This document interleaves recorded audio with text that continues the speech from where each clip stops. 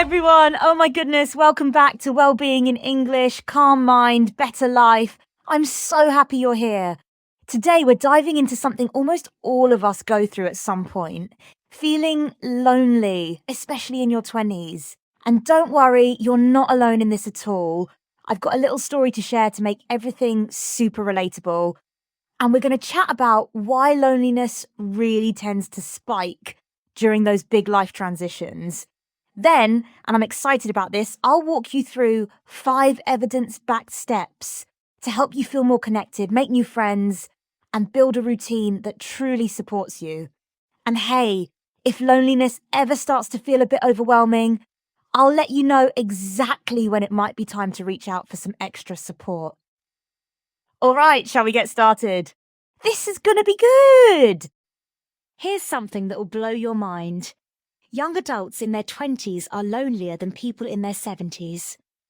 According to the BBC's massive loneliness study of 55,000 people worldwide, 40% of 16 to 24-year-olds feel lonely often or very often, compared to just 27% of people over 75.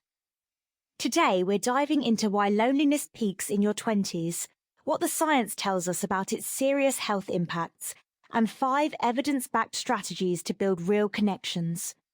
By the end of this episode, you'll understand why this happens and have concrete tools to feel less isolated. Let me bring in someone who's been digging deep into this research. That statistic really captures something profound about modern young adulthood. We're living through what psychologist Jeffrey Jensen Arnett calls emerging adulthood, this distinct life stage between 18 and 29, where you're no longer a teenager, but don't quite feel like a real adult either. Right, and it's not just feeling a bit lonely sometimes. The health impacts are genuinely shocking. According to research published in Psychology Today, loneliness can impact our health just as much as lack of exercise, obesity, or smoking. Exactly. And the data backs this up in really concrete ways. A recent study analyzing behavioral risk factor surveillance system data from 2016 to 2023 found that people who reported being always lonely had a 50.2% probability of depression, compared to just 9.7% for those who never felt lonely. Wait, that's like a 5-fold increase in depression risk? That's right. Plus, they experienced 10.9 more poor mental health days per month and 5 more poor physical health days. We're talking about measurable impacts on both mental and physical well-being. So this isn't just about feeling sad on a Friday night. This is a legitimate health crisis. Absolutely. And here's what's really important to understand. Over 80% of participants in that study reported some degree of loneliness. This isn't a personal failing, it's a nearly universal human experience. That's actually kind of reassuring in a weird way. But why does it spike so hard in your 20s specifically? It comes down to what researchers call social transitions. Think about it. You're leaving the structured environment of college where you're surrounded by peers, moving to new cities, starting careers, and suddenly the built-in social networks disappear. Oh, that makes total sense. Like in college, you literally live with your friends. Exactly. Dr. Shmaya Krinsky, a licensed psychologist, explains that post-college life brings shifts in shared interests, values, and geography. As people navigate different life stages and pursue diverse career paths, relationships undergo major transformations. And I imagine there's this weird contradiction too. You have more independence, but also more isolation. You've hit on something crucial. Emerging adults often have control and independence, yet may still rely on their parents' insurance, housing, or financial support. They can make their own decisions, but may not have the resources to fully stand on them. That tension sounds exhausting. And then you add in the pressure of figuring out who you are as a person. Right. According to Erik Erikson's theory, identity formation is the key psychosocial task of this stage. Young adults are actively exploring their values, beliefs, career aspirations, and relationships while managing daily life pressures. So you're basically trying to build an airplane while flying it. That's a perfect analogy. And here's something that really illustrates the challenge. A study from the 2020-2021 school year found that more than 60% of college students across 373 campuses met criteria for at least one mental health problem. Wow, so this is affecting the majority of people in this age group. And it gets more specific. The Cigna 2020 Loneliness Survey found that more than half of Gen Z adults ages 18-22 reported feeling like people around them aren't really with them. 69% felt this way. Another 69% felt shy, and 68% felt like no one really knows them well. Those numbers are staggering. It's like we're all surrounded by people but still feeling fundamentally alone. That's exactly it. And there's this interesting paradox with technology. We're more connected than ever through social media, but many young adults find themselves feeling more isolated. Quick texts and photo likes don't offer the same support as deep friendships. So, what actually works? Because this all sounds pretty bleak so far. Here's the good news. There's been extensive research on what actually helps. A comprehensive review of 101 loneliness interventions found that psychological interventions had the largest effect size, followed by social interaction-based interventions. What does that mean in practical terms? Let's break it down into 5 evidence-backed steps. First, prioritize face-to-face interaction. In our screen-dominated world, meeting friends, family, or new acquaintances in person significantly deepens relationships. So, like actually hanging out instead of just texting? Exactly. Whether it's grabbing coffee, taking a walk, or attending social events, physical presence creates opportunities for the kind of open conversations that build real connection. What's the second step? Join clubs or groups based on shared interests. This is huge because it provides a natural environment for forming connections. Whether it's a book club, sports team, or volunteering opportunity, you're bonding over shared experiences. That makes sense. You already have something in common to talk about. Right. And the research on youth interventions found that successful programs often employed multi-component approaches, integrating activities like role-playing, peer support, and cognitive behavioral strategies. What's the third step? Practice active listening. Building connections requires more than just talking. It involves genuinely engaging with what someone is saying, asking questions, and showing empathy. This demonstrates that you value the other person's thoughts and feelings. So, it's about quality of interaction, not just quantity. Absolutely. Research shows that social connection isn't just about the number of people you know, it's the combination of quantity, perceived closeness, and quality relationships that matters. What about step 4? Use technology mindfully.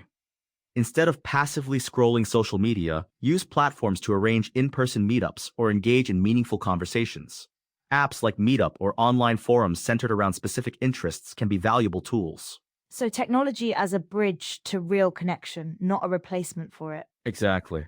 And here's something interesting. Dr. Marcus Smith notes that in today's digital world, maintaining long-distance friendships is more manageable through regular video chats and shared activities like watching movies together online. That's actually pretty cool. What's the 5th step? Volunteer in your community. This is powerful because it serves dual purposes. You're meeting new people while making a positive impact. Whether it's serving meals at a shelter or environmental cleanup, you're connecting over shared values. And I bet there's something about working toward a common goal that builds bonds faster. Absolutely. Plus, research shows that even small interactions with strangers can boost our well-being. So, don't hesitate to chat with the barista at your coffee shop or talk to someone in line at the grocery store. Those micro interactions add up. They really do. And here's something crucial. Building connections starts with being kind to yourself. Practicing self-compassion involves treating yourself with the same understanding you'd offer a friend. That's interesting. Why is self-compassion so important for building connections with others? Because when you nurture a positive relationship with yourself, you're better equipped to form meaningful connections with others. You're not approaching relationships from a place of desperation or neediness. That makes total sense. But when should someone consider getting professional help? According to NAMI, if you start experiencing mental health symptoms that are affecting your everyday life, it's essential to seek help as soon as you can. The challenge is that most mental health conditions present by age 25 or earlier. So this is exactly when people need support most. Right. And it can be complicated to determine if what you're experiencing is normal stress or something more serious. There are no blood tests for mental health conditions, and symptoms often overlap. What are some signs that it might be time to reach out for help? If loneliness is persistent and affecting your daily functioning, that's a key indicator.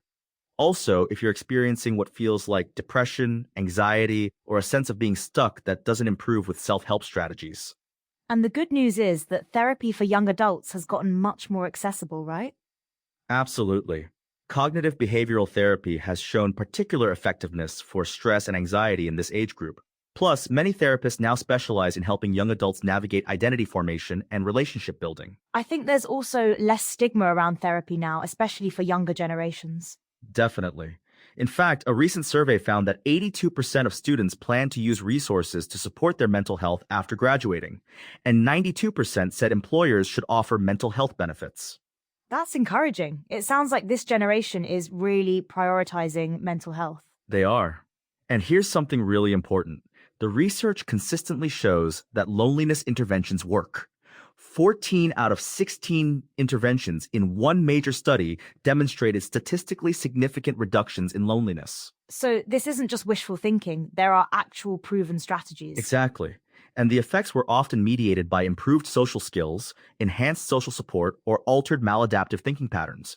These are all learnable skills. I love that framing connection building as a skill you can develop.